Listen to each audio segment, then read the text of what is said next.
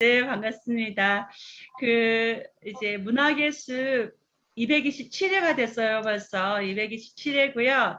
저희가 이제 단톡방에서 말씀드린 것처럼 저희가 10주년이 됐어요, 벌써. 그래서 사실 평소 같으면은 이번 같은 때 큰 행사를 할 텐데 저희는 그냥 이렇게 긴 흐름으로 가서 가을 늦게나 정말 재미있게 잘 준비해서 행사는 하면 될 것 같고요. 어찌됐건 이렇게 함께 또 문학의 숲을 같이 10년 동안 해오신 거는 우리 선생님들이 계셨기에 가능하다고 봅니다. 그래서 우리 모두가 정말 그저 좋은 사람들인 것 같고 이렇게 해서 이렇게 또 함께 계속적으로 같이 문학의 숲을 거닐 수 있어서 좋아요. 자, 그러면은 오늘은 준파 라힐리 이름도 좀 이렇게 특별하죠? 그래서 준파 라히 소설 집인데요. 단편 작품들을 모아놓은 그저 좋은 사람을 한번 만나보겠습니다. 제가 부제로서는 이렇게 적어봤습니다. 낯선 땅에서 가족들과 살아가기라고 했는데요. 그게 왜 그런지는 이 작품을 좀 읽어보시면 그렇게 느끼실 수 있을 것 같고요. 제가 보니까 준팔라이 저희 이제 문숲에서는 두 번째입니다. 제가 보니까 2016년도에 축복받은 집, 그것도 역시 이제 굉장히 잘 알려진 단편집이고 이제 필리처 상을 받았던 작품이에요. 했고 이번에 두 번째로 다시 만나보고 있습니다. 준팔라이는 제가 이제 작가 소개는 전에 했던 것을 대부분 가져왔는데요. 워낙에 미인이셔가지고 제가 준파 사진들을 좀 많이 가져와서 이렇게 딱 봐도 정말 미인이죠. 그래서 준팔라이는 굉장히 이쁘십니다. 그래서 준팔라이의 작품 색에 대해서 좀 말씀을 드려볼게요. 준팔라이가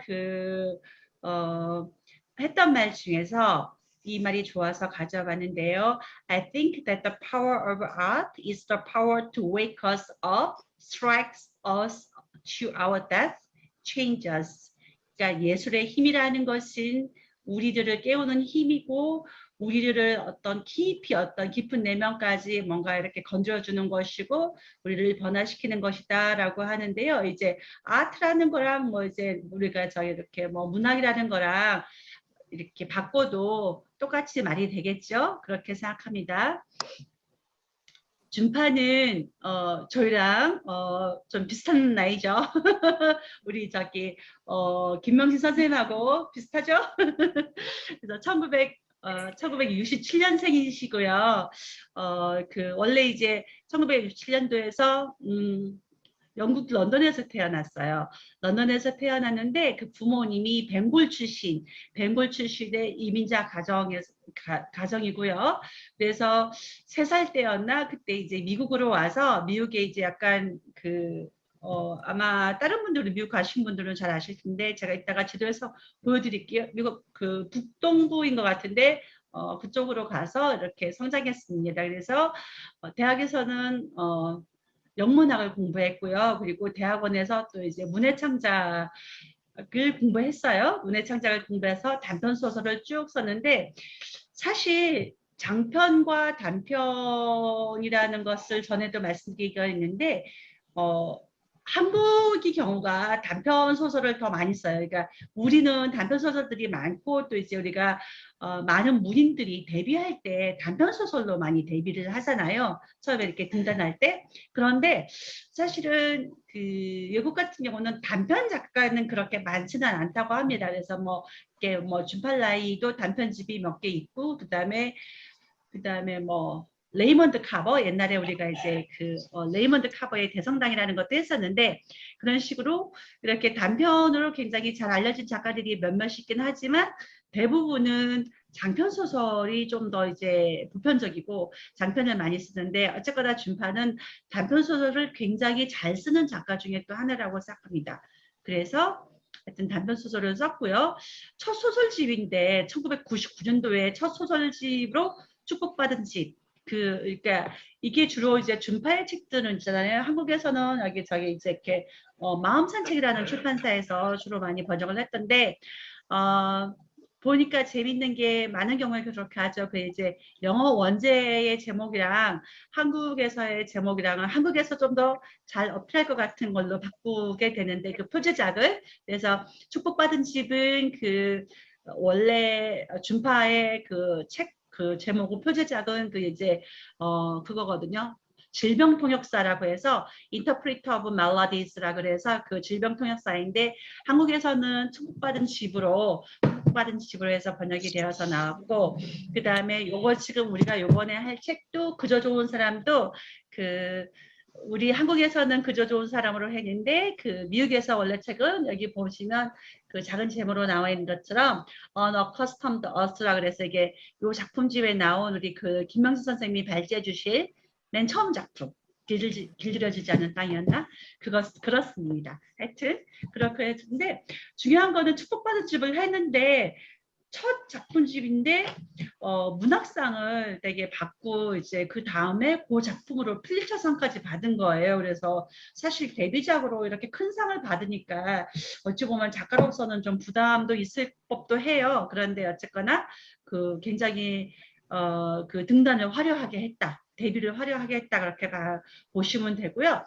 그리고 이제 그 2003년도에 출간한 책도 뉴요커들이 굉장히 많이 사랑한 소설로 꼽혔고 그 책을 낼 때마다 굉장히 반향이 좋고 잘 읽혔다고 볼 수 있습니다. 그리고 우리가 오늘 자세히 만나볼 그저 좋은 사람은 2008년도에 출간을 했고 그 이거 역시도 잠시만요. 이게 뭐인가 보다.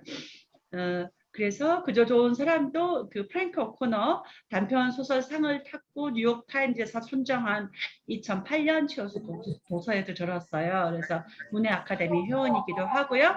그 다음에 2013년에 장편 소설로 저지대를 발표했는데 저는 옛날에 저지대를 읽었어요. 저는 중파 작품에서 저지대를 처음 만났는데 이거는 그 벵골 그런 그 인도 역사를 배경으로 하는 굉장히 어떤 그런 이제 역사를 배경으로 하는 소설인데 아주 흥미진진하고 너무너무 좋은 소설입니다. 그래서 아마 문수분들도 저지대를 아직 못 읽었으면 이번에 그저 좋은 사람에 대한 그 후속 독서로 저지대를 한번 읽어보시라는 것을 추천드립니다. 그래서 읽으시면 굉장히 좋아하실 겁니다.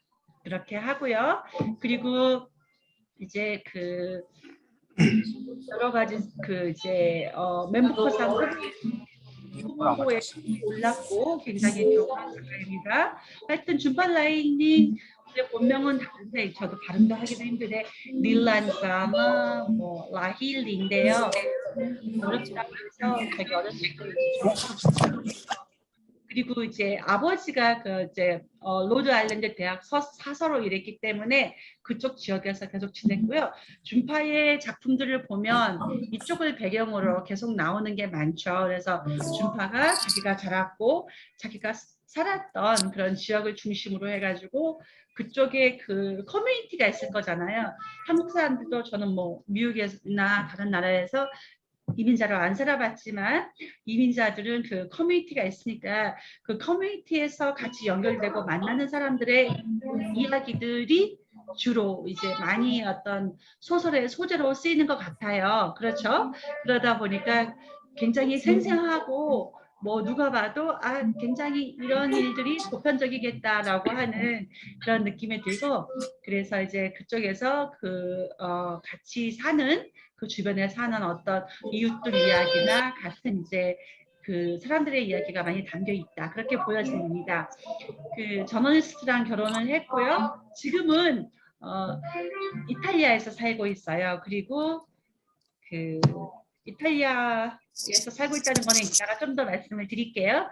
준파는 그래서 그 많은 소설에서 등장하는 그 이제 미국의 로드 아일랜드가 여기 지도에 보시면 이렇게 보시면은 저기 이제 매사추세츠 그 저기 뭐지 MIT 공대 얘기도 자주 나오는데 뭐 보면은 누구의 남친이나 뭐 저기 약혼자가 MIT에서 뭐 교수를 한다거나 뭐 MIT를 다닌다거나 그래서 그쪽에 좋은 대학들이 또 많이 소개가 되는데 보면은 이민자 자녀들은 또 부모의 바람이 그냥 열심히 고생해서 그 저기 뭐야 자식들이 그 좋은 대학에 다니는 것이 또 부모의 보람이잖아요. 우리 교포들도 많이 그러실 것 같은데 그래서 보면은 여기에서 그 미국에서도 어느 대학에 갔나 이런 것들이 이들 간에 되게 비교도 되고 그런 것들이 많이 나오는 것 같아요. 그런 의미에서 준파는 박사까지 했으니까 대단하죠. 박사도 하고 또 교수도 하고 무엇보다도 성공적인 작가니까요. 그래서 그 작품들을 아까 앞에서 좀 소개시켜 드렸지만요. 이렇게 보시면 되는데 그 어쨌거나 축복받은 집도 못 읽어보신 분들이 있다면 읽으시면 되게 좋아하실 겁니다. 축복받은 집 아주 재밌고요. 책이. 그리고 그 준파가 이탈리아어를 모국어로 생각해요. 모국어로 생각할 만큼 이탈리아에서 태어나지도 않고 그랬는데 지금은 이탈리아에서 살고 있고요. 그리고 그 이탈리아어를 배우고 나서 2013년도였던 2012년부터 이탈리아에서 살면서 이탈리아를 배우더니 2016년도에 그러니까 한 3, 4년도 만에 In Other World라는 그거를 이거는 번역 제목이긴 한데 원래 그 이탈리아 말로 책을 쓴 거예요. 너무 대단하지 않아요?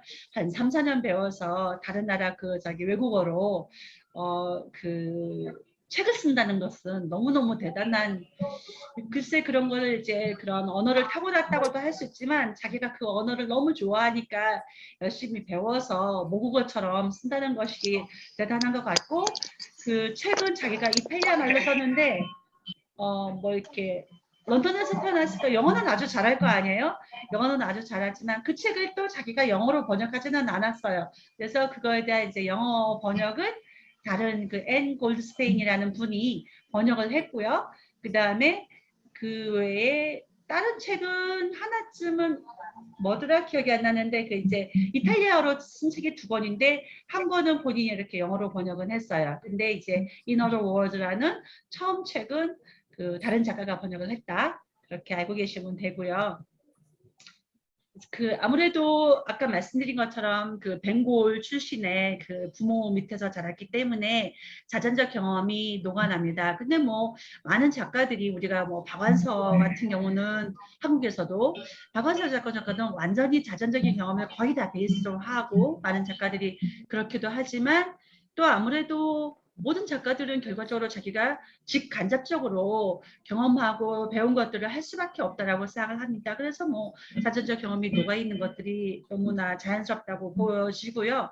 그 준팔라의 경우도 여기 소설에 나오는 많은 엄마들이 그런 것처럼 뭔가 자녀들이 벵골 전통이나 또는 벵골의 어떤 그 살아온 그런 풍습 이런 것들을 알고 따라하기를 좀 바라기도 하죠. 특히 결혼에 있어서 그런 의미에서 자녀들과 많이 갈등 내지 부모의 기대와 부모가 해주길 바라는 결혼 와 자녀가 하고 싶은 결혼 이런 것들이 많이 충돌하는데 그런 부분은 우리 문수에서는 자녀를 결혼시켜 보신 이제 김명신 선생님은 조금 많이 이해가 되시죠?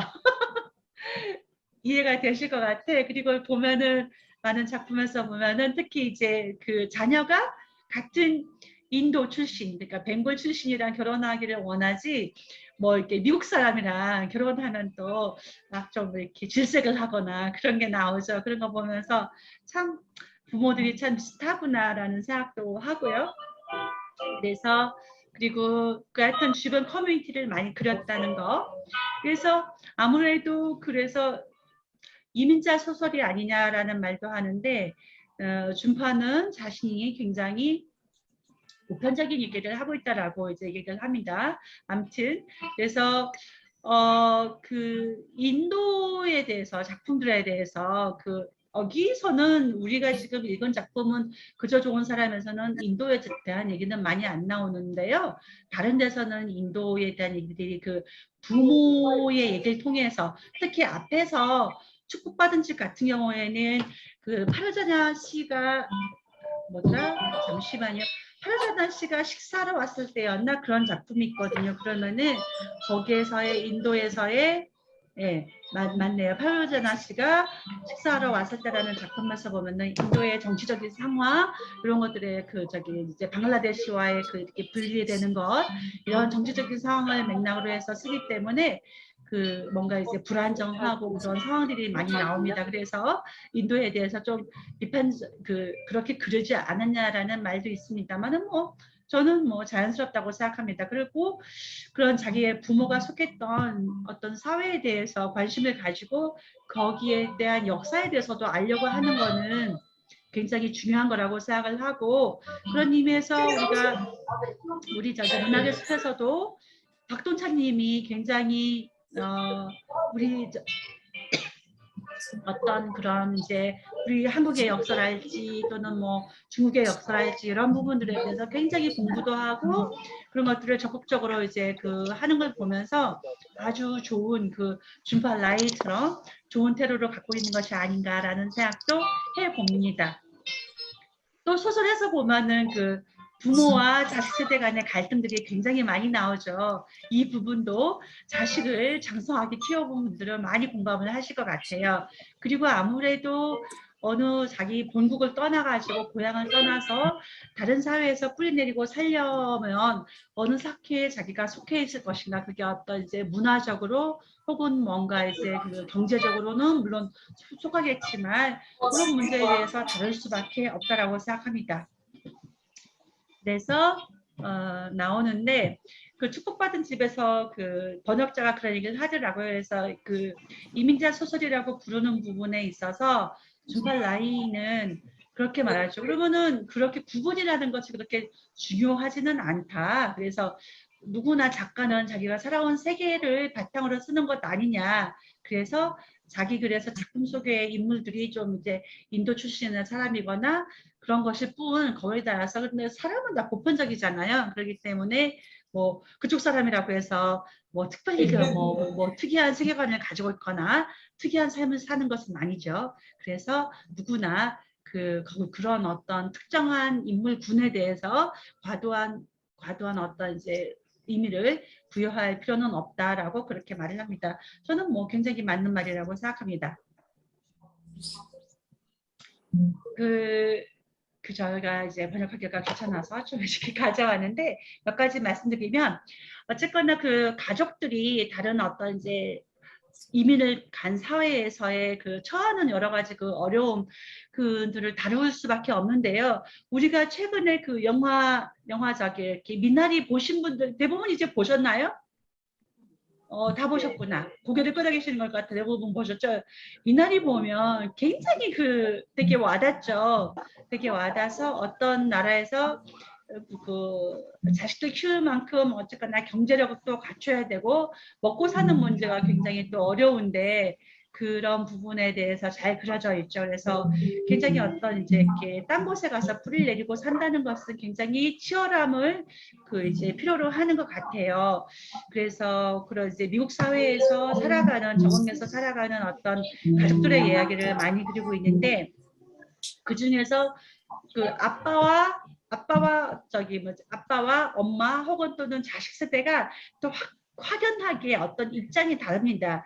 아빠들은 많은 경우에 뭐 주로 이제 가장 노릇을 많이 하니까 그냥 자기 할 일에서만 많이 좀 이제 관심을 가지고 그냥 부수적인 것 혹은 그냥 뭐 책임지는 것 정도이기 때문에 가족과 소통한다거나 특히 자기 이제 부인에 대해서 뭔가 이제 부부로서 긴밀하게 소통하다기보다는 그냥 전통적으로 그냥 이제 마치 그냥 가족이니까라고 해서 자기 아내로서의 어떤 이제 의무를 그렇게 하기만을 그렇게 기대하는 아빠들이 그런 남편의 모습이 많이 그려지고 그 와중에 역시 낯선 사회에 가서 뭔가 적응하면서 살아가는 아내 같은 경우는 또 이렇게 많은 경우에 갓 결혼을 해서 남편을 따라가서 그 미국에서 사는 아내들의 모습이 나오잖아요.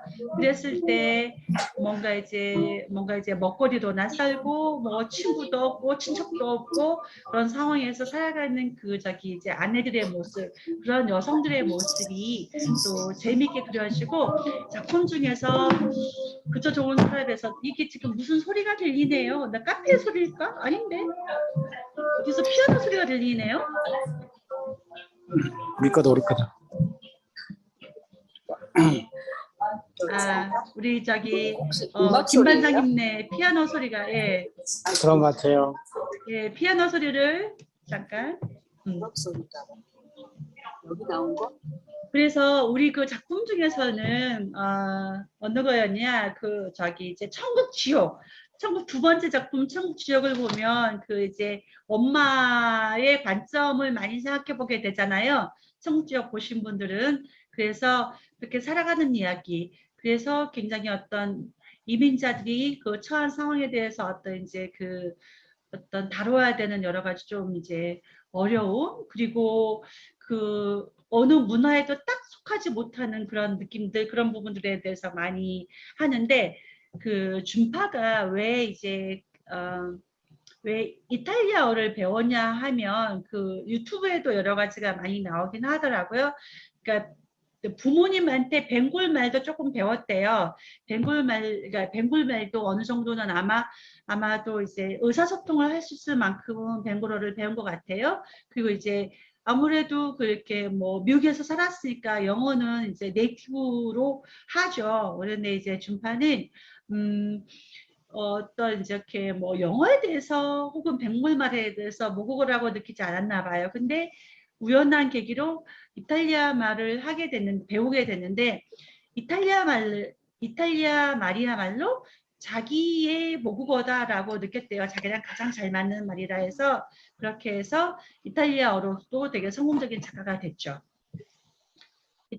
그 준파의 특징은 그 얘기하는 걸 보니까, 준파의 문장들은 작품들을 보시면 굉장히 이렇게 구조화되어 있다 그럴까요? 굉장히 이렇게 체계가 있습니다. 그래서 그런 것들이 엄청 이렇게 퇴보를 많이 한다고 해요. 그러니까 고쳐 쓰는 것을 굉장히 많이 하는데, 고치고 되게 질릴 만큼, 많이 고치는 만큼 문장들이 좀 세련되고 정제된 느낌을 가져다 주는 것 같습니다. 그리고 문장들이 좀 읽어보시면 좀 편안해요. 그래서 많이 좀 다듬고 군더더기 없어서 그렇게 하는 게 아닌가 생각을 합니다. 그래서 뭔가 이제 메커니즘을 알고 쓰는 게 아니라 이제 고치면서 이제 플롯을 만들어 간다고 하는데, 작품들이 플롯이 좀 이렇게 많이 그래도 구조화했다 그럴까, 잘 생각해서 만든 것 같고요.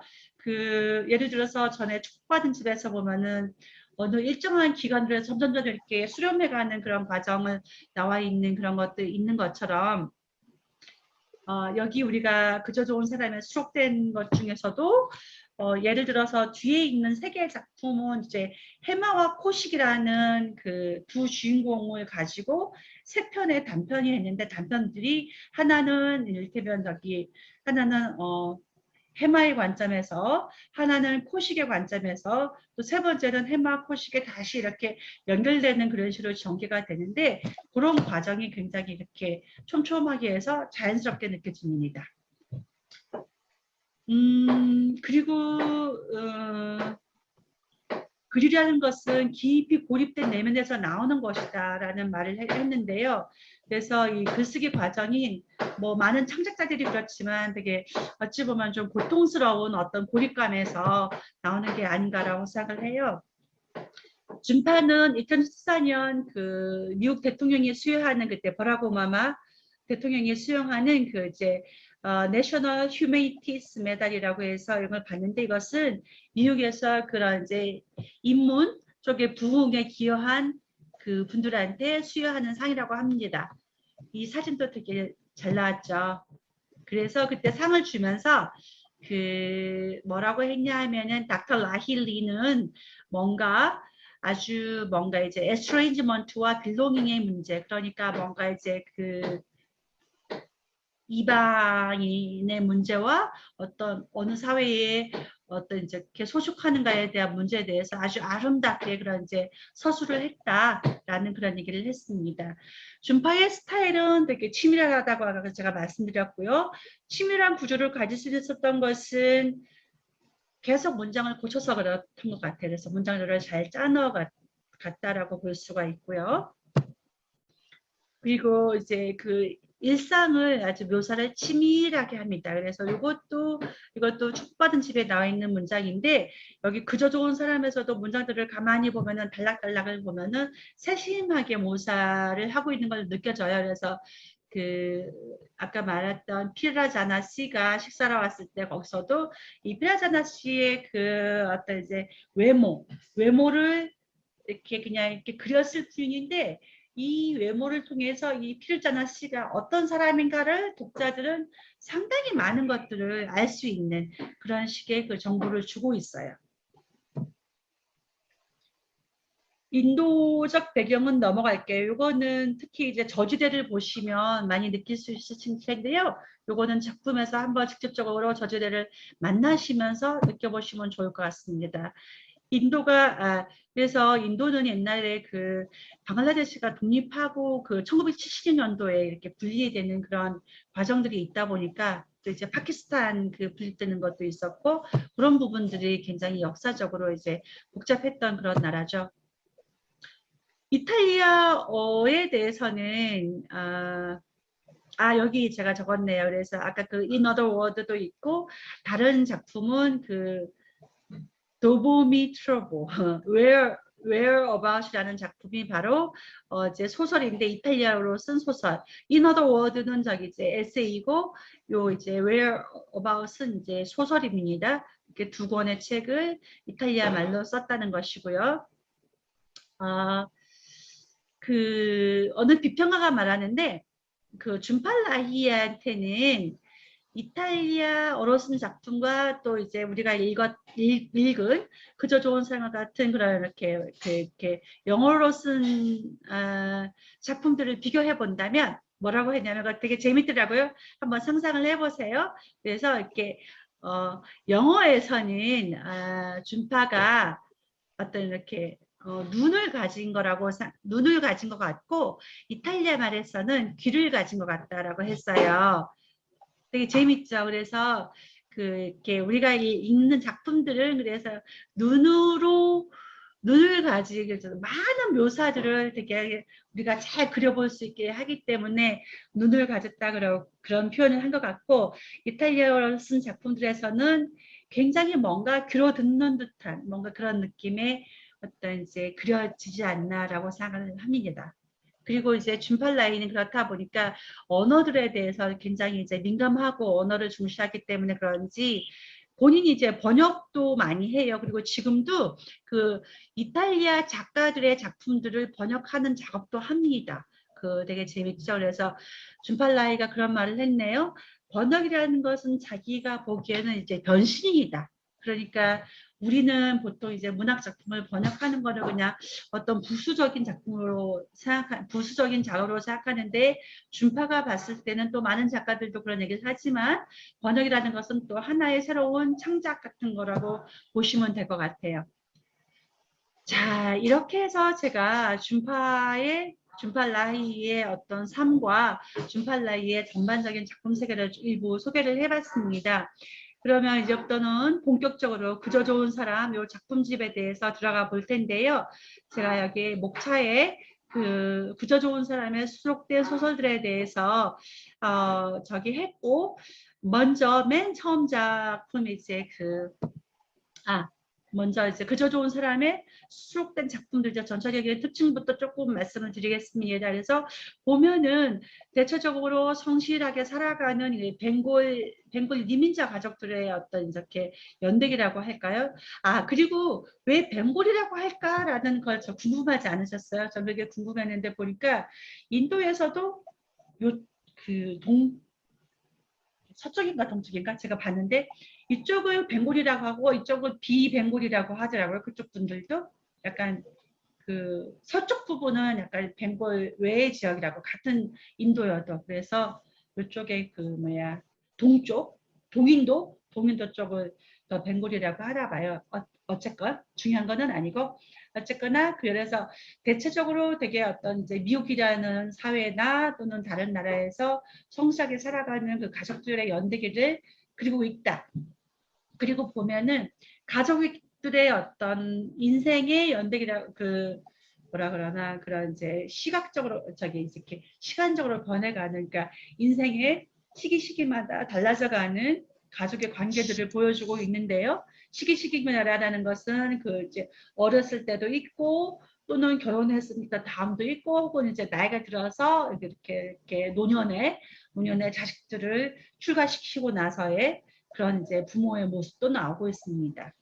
그리고 보면은 제가 가만 보니까 준파 라히의 소설 속 인물들은 대체로 되게 조용한 것 같아요. 막 이렇게 떠들거나 뭐 막 극적이거나 그런 사람들보다도 대체로 굉장히 차분하고 좀 비슷비슷한 면면들이 있는 것 같아요. 그래서 보면은 그리고 이제 아버지들은 많은 경우에 무심한 아버지도 있는데 자기 일과 그런 것밖에 중시하지 않는 그런 아버지도 그려지는데 대부분의 아버지들은 굉장히 가족한테 이렇게 이렇게 헌신적인 전통적인 그런 모습 또는 자기 일을 열심히 하는 우리나라의 그런 이제 옛날 그 우리가 이제 한창 산업화 시기의 어떤 이제 아버지들의 모습이라고 할까요?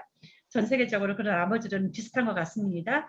그런 이제 뭐 긍정적인 면에서의 가부장의 모습 그런 모습들이 그려지고 또 저기 어머니들은 인도에서부터 같이 결혼해서 이제 같이 건너왔기 때문에 전통적인 모습으로 그려지는데 여기서 재밌는 것은 아마 준팔 라히가 어떤 여성 작가니까 그런 모습들을 더 포착했고 여성들의 심리와 마음이나 어떤 이제 여성들의 욕망에 또 잘 그리지 않았나라고 생각하는데 그 많은 엄마들이 전통적인 모습을 하고 있지만 그 안에 굉장히 엄마들이 갖고 있던 정말 같은 여성으로서의 어떤 이렇게 어떤 사랑에 대한 욕망이나 이런 것도 잘 그리고 있습니다. 그래서 만약에 남자 작가라면 자기 엄마 모습에서 그런 모습을 포착하기가 쉬웠을까요? 라고 생각을 해보면 역시 준파니까 가능하지 않았을까라는 생각을 해봅니다. 그래서 어떤 이제 그 가족이 살아가는 모습도 있지만 그 중에서 어떤 이제 사랑에 대한 테마가 많이 주로 또 그려지는 작품들이 있죠. 특히 그저 좋은 사람의 수록작 중에서는 그 이렇게 두 번째 수록작인 지옥 천국에서 그리고 이제 그 엄마의 관점에 많이 생각을 해볼 수가 있어요. 그러면 여기에서 잠깐 멈추고 제가 잠깐 멈추고 우리 그 김명신 선생님이 준비해 주신 처음 여기 수록작인데요. 그저 좋은 사람에 대해서 소개를 좀 들어보겠습니다. 우리 한번 중간에 박수로 한번 환영해 볼까요? 짝짝짝. 인소거를 해주시고. 네, 안녕하세요. 김명신입니다. 네, 소설 재밌게 읽었고요. 사실은 몇 년 전에 그 저지대에 그거 오바마 대통령이 여름휴가 때 가지고 간 책이라 그래가지고 그 아이한테 좀 외국에 사는 아이한테 보내준 적이 있었지만 개인적으로는 준파 라히 작품은 처음 읽었어요. 이제 처음에는 이제 여기 그 올해 오늘 즈음이 문습 10주년이라 그러는데 그 계속 그 문숙 그 은미 씨 부부한테 신세를 지는 것 같아가지고 도영 씨하고 곡감하고 저하고 경화 씨하고 이렇게 단편을 하나씩 좀 나눠서 은미 씨 바쁜 일을 좀 덜어줬으면 한 마음으로 그냥 읽게 됐고요. 읽으면서 이제 그 인도 사람에 대한 이해를 참 많이 하게 됐어요.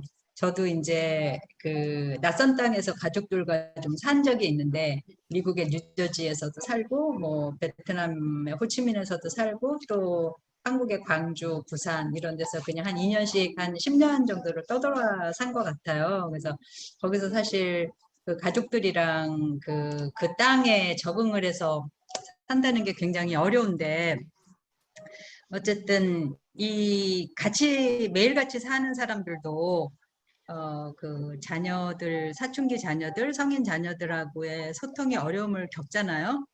그런데 여기는 또 이민까지 오고 상당히 그 삶의 뿌리가 뒤흔들려진 상황에서 이 가족 간의 소통의 문제를 다룬다는 거는 어느 작가들한테는 굉장히 주요한 그런 소재거리라고 생각이 들었고요. 그런 점에서 이 준팔아이가 굉장히 그 스토리텔링이 잘 되는 사람이고 관찰력도 뛰어나다. 그리고 또 생각한 게 이렇게 좀 번역자가 상당히 노력을 많이 한 것 같아요. 그 문학에 대한 이해가 깊은 번역자가 아니었을까 그런 생각이 좀 들었습니다. 저는 이거를 그 등장인물하고 어떤 사람이 등장을 하고 상황은 어땠고 그 단편 소설 속에서 인상적인 문장은 어떤 거였고 토론할 점 기타 이렇게 이제 좀 나누어서 생각을 했었어요. 근데 이제 결론부터 말씀드리자면 그 이 남자 주인공이 있는데 아버지인데 이 사람이 딸이 독박 육아를 하는 걸 보고 과거에 자기 아내에 대한 이해를 좀 하게 되는 그런 과정도 있고 또 노년이 돼서 이렇게 독립적으로 산다는 거 이런 것들이 이제 좀 가장 중요하게 저는 느껴졌고 또 젊은 분들의 입장에서는 그 나이가 든 그런 부모님들과의 그런 어떻게 소통할 것이고 뭐 이런 거를 좀 봤을 것 같아요. 서로 이제 보는 그 좀 중요한 점들이 다르지 않았을까 이런 생각이 좀 들었습니다. 그 짧게 시간이 많이 지났기 때문에 그냥 짧게 소개를 할게요.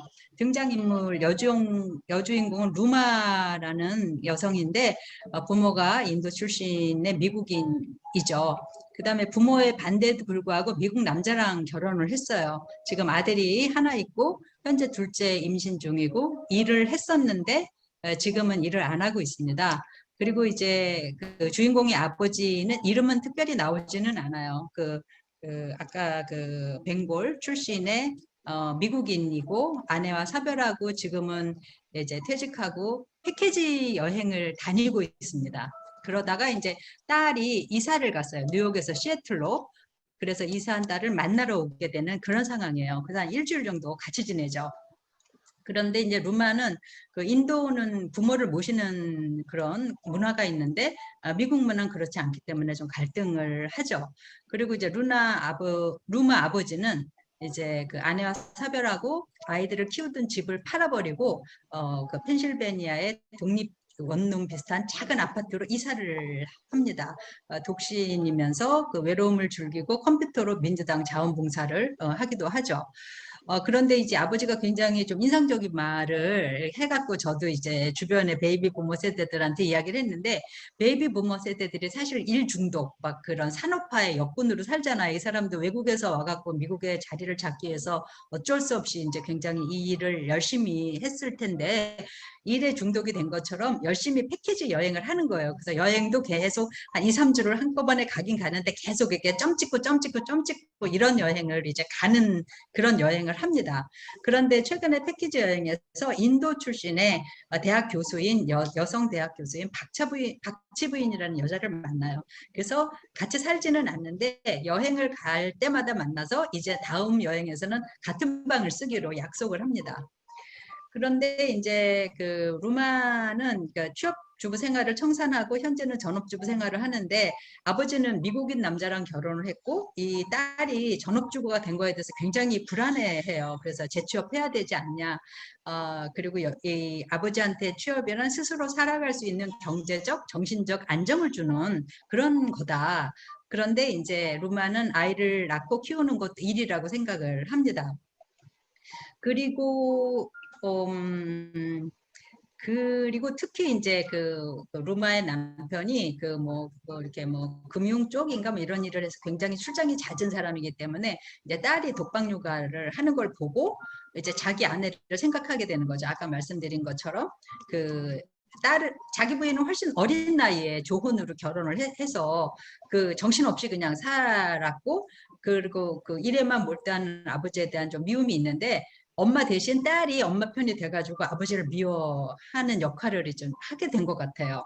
그런데 이제 아버지는 아무튼 딸이 같이 살자고 얘기를 했고 아버지가 생각하기에도 딸이 지금 여태까지 평생 중에서 가장 아버지의 도움이 필요한 때라고 느끼기는 하지만 아버지는 루마의 제안을 거절을 합니다. 그리고 부모의 역할에서 온전히 해방돼서 그렇게 살고 싶다. 다시는 가족이라는 이런 그 에너지가 많이 드는 일에 들어가고 싶지 않고 나는 여태까지 있던 물건도 다 버리고 그랬는데 그래서 이제 이렇게 줄여가는 삶을 살기 시작했는데 이제 그 아이 손주와 그 많은 짐들과 그런 생활을 다시는 하고 싶지 않다. 이제 그렇게 혼자 생각하면서 다만 그 이제 그 딸과 손자에게 정원을 만들어 줍니다. 그 며칠 걸려서 일주일 있었는데 한 3, 4일은 정원을 만든 것 같아요. 그래서 손자가 이제 걔는 뭘 심으면 뭐가 난다 그러니까 이제 모든 장난감을 다 거기 그 손자가 정원에다가 그런 장난감을 심죠. 언제나 하나 이제 이러면서.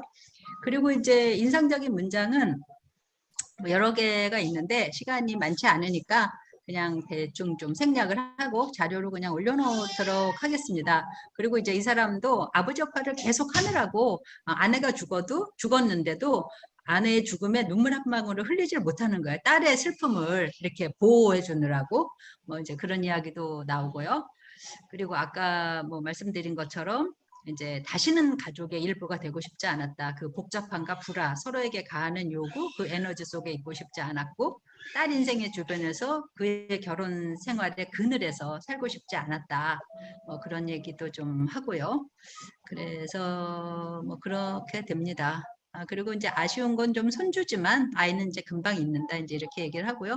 아까도 말씀드렸지만 토론할 점은 이제 그런 노년들이 이제 그런 이성 관계를 맺을 때 상당히 요새는 그냥 독신으로 살면 그러니까 합가를 하는 게 아니라 독신으로 살면서 이렇게 이제 그렇게 필요할 때 만나는 그런 관계들을 요즘은 좀 약간 트렌드인 것 같아요.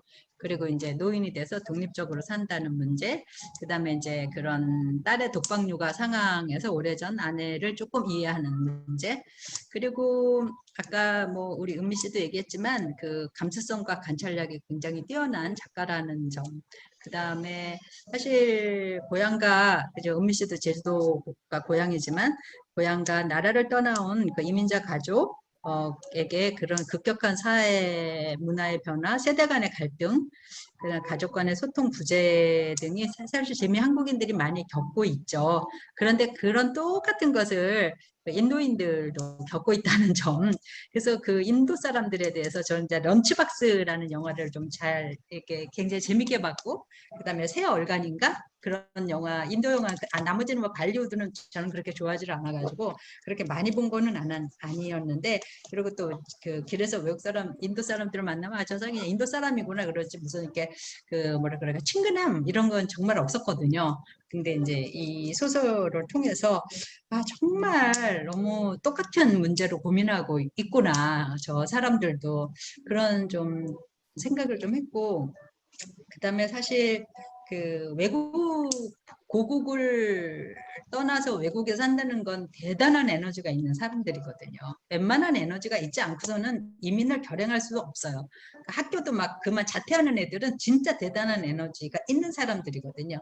그런 사람들이 모여서 만든 그 사회라는 거는 굉장히 독특할 수밖에 없는 것 같고, 그 로드 아일랜드가 저희 아이도 잠깐 한 6개월, 1년 살아봤는데 맨날 버스를 타면 첫 번째 칸에는 A라는 사람이 늘 1년 동안 타고 그 B라는 자리에는 또 B가 앉아 있고, 그렇게 굉장히 이렇게 정형화된 그렇게 아주 이렇게 질서 있는 그런 도시라고 하더라고요. 그 로드 아일랜드 그 프로비던스에서 있었는데 주도거든요, 거기가. 그래서 그런 속에서 눈에 띄는 존재로 살 수밖에, 인도 사람들 굉장히 눈에 띄잖아요. 이렇게 생김새가. 그런 사람들 속에서 이런 업적을 이루었다는 거, 그런 점에서 상당히 좀 흥미로웠습니다. 네, 시간이 많이 지나고 저는 이 정도에서 마치고자 합니다. 다른 소설들도 너무 막 가슴이 막 덜컹, 이 사람이 되게 이렇게 스토리텔링이 잘 돼가지고, 그리고 이게 또 이게 클라이막스도 있고 막 그래갖고 어떤 것들은 진짜 불안하고 소설 읽으면서도 이게 어떻게 끝나려고 그러는 거야. 그리고 좀 그런 것들이 있었는데 그런 점에서 탁월한 이야기꾼이라는 생각도 좀 했습니다. 네, 이상입니다. 감사합니다.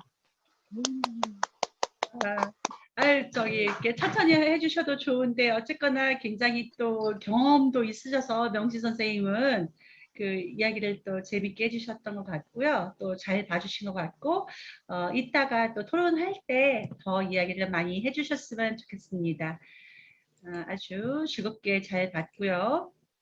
그러면은 계속 이어서 하고, 저는 그 길들지 않은 땅에 대해서 우리 명수 선생님이 잘 얘기를 해주셨는데, 저는 여기서 그 우리가 전에 문숲에서 읽었던 그 엘리자베스 스트라우트의 그 올리브 키터리지라는 작품에서 보면은 올리브가 그 되게 이렇게 나이도 들고 또 자기 남편과 사별한 다음에 자식과의 그런 관계, 갈등 또는 되게 서운함 이런 게 되게 나오는 작품이 있잖아요.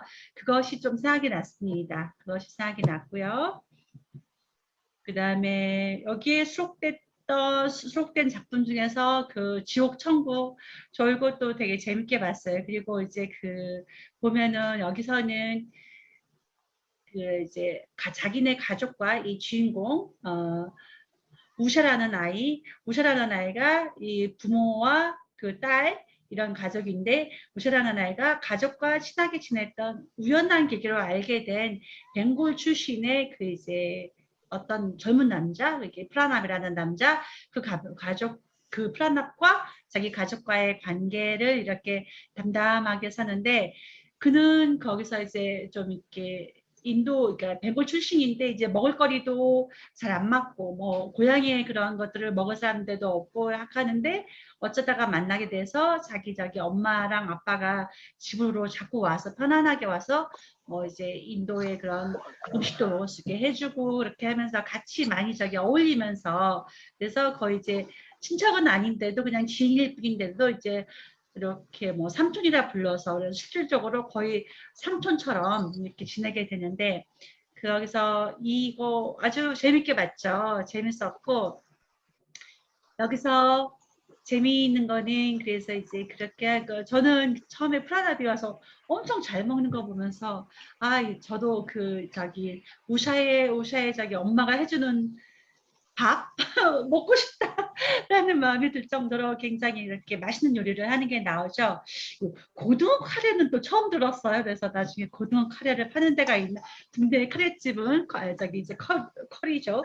커리집에서는 고등어 카레를 파는 접은 본 적이 없는데, 아무튼 그런 것도 하는구나도 싶고 어쨌건. 근데 여기서 보면은 그 프라나벨에서 이제 알고 보면은 엄마가 자기한테 굉장히 소홀한 남편, 소홀하다는 것은 정서적으로 교감하거나 소통할 필요를 전혀 안 느끼는 남편에 대해서 오히려 대체제라고나 할까? 그래서 좀 더 이제 그래서 삼촌을 좋아하는 그런 게 나오죠. 그래서 우샤의 아빠는 자기 혼자 있는 것도 좋아하고 굉장히 그냥 결혼도 정략 결혼이죠. 많은 경우에 거기서는 그렇게 했나 봐요. 그래서 여기서 그 책에서 묘사가 아빠가 결혼한 거는 영구와 일이었다. 그래서 엄마와 딸이 들어갈 수 없는 어떤 단단한 공간 안에서 살고 있다. 아마 많은 남편 혹은 아빠들이 그런 식으로 살았던 분들이 많을 것 같아요. 뭐 지금도 그런 분들이 있겠는데, 저희 문숲에는 그런 분은 없는 것 같은데, 어찌됐건 그랬을 때 이제 소외되죠. 소외되고 뭔가 이제 이렇게 하는데, 그 어쩌다 알게 된 그 이제 프라납이라는 사람은 엄마에게 정말로 순전한 행복을 가져다 준 그런 사람이었겠죠. 그랬는데 그 프라납이 결혼하고 새로운 사랑을 찾으면서부터 문제가 발생하는 것이죠. 굉장히 그래서 그 엄마의 마음을 한번 느껴보고 엄마의 그 생각을 따라가는 것을 이 소설에서의 되게 생각해 볼 만한 그런 거인 것 같아요. 그리고 그 다음에 이제 머물지 않는 방유는 그냥 뭐 이거는 딱히 특별하게 저기 한 거는 없는데, 그냥 이제 부부가 그 자식을 낳고 살아가면서 또 이제 열심히 뿌리를 내리면서 살아가게 보는 그런 모습을 그린 것 같고요. 그저 좋은 사람은 이것도 아마 저기 많은 부모들이 되게 공감하는 그런 작품일 것 같아요. 여기서 보면은 그 부모들은 다 정말 자식들 좋은 대학 보내고 잘 키워서 좋은 대학 보내고 집안에 막 자식들 그 어디 가서 저기 뭐 이렇게 상장 뭐 그런 것들 막 잔뜩 걸어놓고 하는데, 문제는 그 저기 자식들이 다 그렇게 잘 돼주면 좋으련만 딸은 그럭저럭 잘 이렇게 부모의 기대만큼 따라와 주는데 아들이 삐끗하죠. 그래서 아들이 삐끗할 때 그 부모가 속썩이고 뭐 어떻게든지 간에 자기네들이 이렇게 원하는 모습으로 바꿔보려고 하고 그런 모습들이 있는데 참 많은 부모들이 공감할 것 같아. 그런데 이제 결과적으로 뭐 자식은 정말 기대처럼 되지 않는 거잖아요. 아마 우리 다 키우신 분들은 더 많이 느끼실 것 같은데 그래서 그런 부분에 대해서 굉장히 생생하게 잘 그려진 것 같아요. 그리고 그러다 보니까 가족 구성원들도 서로 뭐 도와주기도 하고 뭐 우애 있게도 살지만 가끔은 자기 가족인데 되게 부담이 있는 경우가 있잖아요. 제가 아는 경우도 저도 뭐 주변에 그런 경우를 굉장히 많이 보는데 저는 다행히 아예 그냥 이렇게 칠남매이기 때문에 저희는 서로가 부담이 될 일도 없고 서로 너무 좋아요. 저는 저희 부모님이 정말 많은 자식을 낳아주고 또 자식들이 건강하게만 살면 됐지 뭔가 사회적으로 성공하기를 기대를 가질 것도 없고 그냥 그렇게 했기 때문에 부담 없이 그냥 다 자기 몫으로 살아가는 모습이 됐다라고 생각하는데 저희도 굉장히 운이 좋다고 생각합니다. 그렇지만 이제 안 그런 경우도 많겠죠. 그래서 여기서는 그 이제 이렇게 누나는 너무너무 똘똘하게 자기 삶을 잘 꾸려가는데 부모가 보기에도 자랑스럽게 근데 이제 아들은 나중에 약간 이제 알코올 중독이 되기도 하고 그 이렇게 동생은 그렇게 못하죠. 제가 아는 지인 중에서도 북에서 왔는데 이제 북에서 왔는데 그 딸은 굉장히 잘해요. 근데 거기 남동생은 그렇게 이제 잘 못 사나 봐요. 그래서 그러니까 남동생도 나중에 들어왔다고 해요. 그런데 이제 들어왔는데 잘 못 사니까 그냥 별로 이렇게 연락을 많이 안 하고 살더라고요. 그래서 성인이 되면 그 같은 가족이라고 해도 서로 이렇게 원하게 살아가는 모습이 다르면 그렇게 되는 게 또 어쩔 수 없는 것 같아요. 그렇게 되고 그다음에 이제 그 아무도 모르는 일 같은 경우는 좀 더 이제 약간 그 가족 전체적보다도 좀 더 젊은 세대로 옮겨와서 젊은 세대들이 또 그러니까 이민 2세대가 살아가는 그런 모습을 잘 그려주고 있다라고 보여집니다. 그다음에 2부로 이 소설집은 1부와 2부로 나눠져 있는데 2부는 그 두 명의 주인공이 이제 해마와 코식에 대해서 이제 세 가지 단편으로 나뉘어서 진행이 되는데요. 여기에서는 이게 어느 비평가는 뭐 국경을 넘는 사랑이다라고 하는데 여러 곳을 이제 하다가 그 두 사람이 서로 다른 곳에서 살다가 어렸을 때 만나고 어린 시절 만나고 잠시 이렇게 같이 있다가 나중에 각자의 가족의 삶을 살다가 어른이 돼서 이탈리아에서 다시 만나게 돼요. 너무 재밌죠. 그런 식으로. 근데 뭐 그럴 수 있다라고 생각을 해요.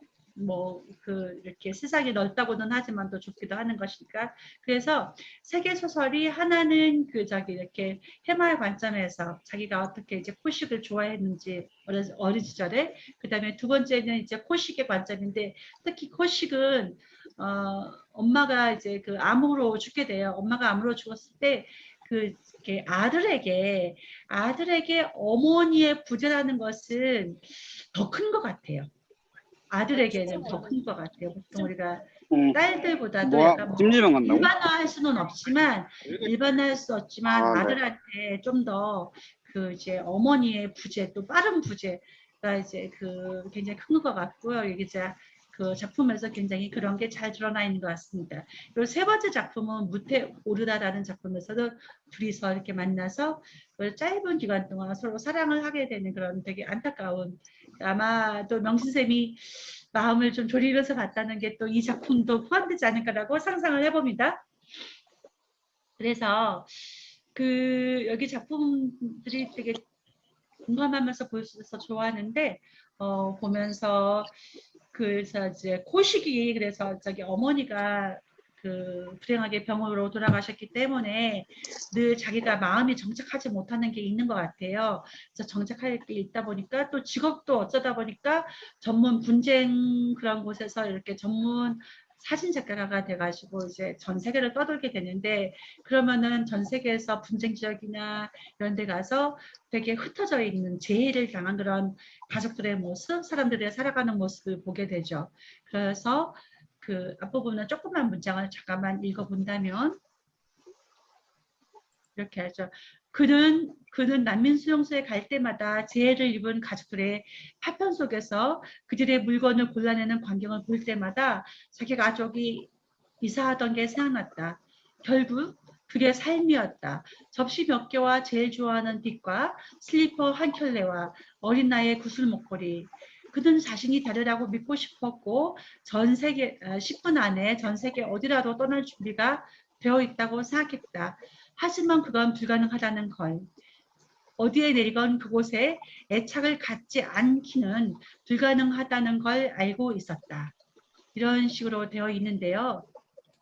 그런 것 같아요. 그러니까 우리가 살아간다는 것이 어디다가 사람이든 땅이든 공간이든 마음을 안 두려고 하지만 안 두려고 한다고 하더라도 마음을 안 두고 마음을 안 주고 살아가는 게 가능할까 싶어요. 결과적으로 그런 얘기들을 느껴볼 수 있는 것이고요. 여기 이제 좀 정리하고 이제 마무리를 하려고 하는데요. 아무래도 이 작품에서는 이 소설집에서는 가족들에 대한 얘기들을 우리가 이제 톨스토이의 안나 까레니나가 굉장히 이제 명작인데요. 안나 까레니나의 첫 문장이 굉장히 잘 알려져 있죠. 여기에서 문장이 행복한 가정은 모두 모습이 비슷하고 불행한 가족은 모두 제각각의 불행을 앓고 있다. 이거 굉장히 유명한 문장이에요. 그래서 이거를 보면서 우리가 가족으로서 살아갔다는 것도 역시 특히 그저 좋은 사람이라는 작품에서 보면은 또 이 가족이 이제 부모가 불행하다고 느끼는 것에서는 또 이제 또 남들한테 다 말을 못할 그런 사연들이 또 있는 것이죠. 그래서 누구나 가족 구성원으로서 어떤 이제 의무와 책임이 있는데 그것을 개인이 갖고 있는 또 자유와 어떤 이제 욕망 추구와 충돌하기도 하는 것이죠. 또 작품에서 많이 나오는 것들이 세대 간의 갈등과 소통의 문제를 합니다. 그거를 그려주고 있는데 아무래도 전통적인 문화와 전통적인 부모와 새로운 문화를 살아가는 자녀 세대의 소통의 문제가 나오는데 이것은 뭐 우리도 마찬가지죠. 아까 멍시쌤이 말씀하신 것처럼 인도 사회나 우리나 다 마찬가지라고 생각합니다. 주제를 본다면 간단하게 본다면 어쨌거나 이 가족 안에서 같이 살아가는데 우리는 누구나 가족이 있죠. 우리가 누구나 태어날 때 누군가의 몸으로 해서 태어나는 것이고 그래서 가족이 다 있게 마련인데요. 가족은 삶 자체이기도 하고 또 보호와 우리한테 어떤 기본적인 보호와 생활을 제공합니다. 그러나 한편 구속이나 어떤 이제 책임을 요구하죠. 그래서 가족 안에서 나다운 삶을 또는 내가 원하는 삶을 모색하고 찾아가는 여성이 우리가 인생을 살아가는 과정이겠죠. 그것이 살아있는 것 자체를 그려서 보여주는 것이 준팔라이의 소설이지 않나라고 생각합니다. 그리고 이주와 정착에 대한 문제에 대해서 이제 많이 보여주고 있는데요. 이민자로서 새로운 땅과 새로운 사회에 정착하는 일에 대해서 소설들이 잘 그려주고 있고요. 무태에 오르다 맨 마지막 경우에는 특히 이제 엄마라는 어떤 근원적 존재를 상실하고 전 세계를 떠도는 코식의 모습에서 어떤 우리가 살아가면서 어떤 곳에 정착할 것인가, 어떤 곳에 마음 둘 것인가 그런 부분에 대해서도 많이 생각해 보게 됩니다. 그리고 다른 나라에서 살아가는 일 또는 어딘가에 소속감을 갖고 있는 것 그런 것들이 또 어떤 것일까. 그렇지만 이런 것들이 우리가 어떤 디아스포라라고도 하죠. 요즘에는 디아스포라의 삶이 뭐 굉장히 또 뭐라고 해야 할까요? 어쨌거나 디아스포라들은 지금 굉장히 많아요. 굉장히 많은데 디아스포라의 삶을 선택하는 경우도 있고 또는 어쩔 수 없이 디아스포라가 돼야 되는 경우도 있는 것이죠. 그랬을 때 저는 우리 문수에서 우리가 이제 우리 박동찬님도 본인은 디아스포라라고 하는데 보니까 이제 SNS에 보니까 얼마 없으면 디아스포라들의 이야기를 하는 커다란 그런 이제 워크숍인가 뭐로 그런 저기 학회를 하더라고요. 그 굉장히 재미있을 것 같다는 생각이 들던데 그런 식으로 그들의 삶을 그리고 우리가 그들이 어느 사회에 가서 살면은 또 같은 사회의 구성원으로 살아가잖아요. 그랬을 때 우리는 배제하지 않고 같이 어울려서 잘 살아가는 문제에 대해서 이 책을 통해서도 한번 생각해보는 그런 기회가 되지 않았을까라고 생각을 합니다. 이제 다 마무리했는데요. 여기에 작품에 그려진 사람들의 삶에 대해서 또 우리가 살아가는 모습에 대해서 이야기를 해보면 좋겠고, 우리의 삶이 또 어떤 식으로 이렇게 문학 작품으로 이제 투영되는지 또는 이제 이민자로서 살아가는 것들은 또 어떤 것인지에 대해서 자유롭게 많은 이야기들을 나누었으면 좋겠습니다. 그리고 다음 문학의 숲 안내까지도 아예 말씀을 드리면 다음에는 저희가 약간 좀 더 이제 문술 10년이어서 좀 더 이제 앞으로 좀 더 클래식적인 것들을 더 많이 또 해보겠다 싶은 마음도 있어서 전에 누가 추천하는 걸 봐서 이제 누가 버지니아 울프를 두려워하라라는 것을 2주 뒤에 만나보는 걸로 하겠습니다. 자, 제가 조금 길어졌는데요. 이렇게 해서 오늘 그저 좋은 사람 준팔 라히의 작품 소개와 이렇게 문술 그 발제를 마치도록 하겠습니다. 고맙습니다. 잘하셨어요. 수고하셨어요. 박수. 고맙습니다. 네.